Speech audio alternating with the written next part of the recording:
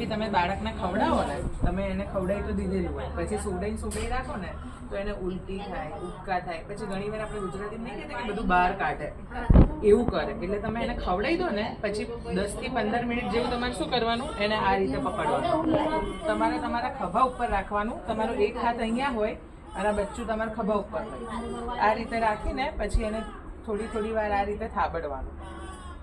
તમે આવું કરો એટલે આનાથી શું ફાયદો થાય કે ખાવાનું ખાતી વખતે એક તો એનું હજમ થાય, પછી વધારે પડતી હવા કે એવું કંઈ એની અંદર જતું રહ્યું હોય ને તો એ બધું બહાર નીકળી જાય. એટલે જેવું તમે એને ખવડાવી લો એ પછી થોડી વાર સુધી આ રીતે તમારે એને રાખવાનું. બર્પિંગ આપણે એને કહેવાય થાબડવું, કે આ રીતે તમે કરી શકો. પછી બીજી કેવી રીતે તમારે કરવું હોય તો કરાય કે તમારે એને સીધું તમારા ખોળામાં બેસાડવાનું.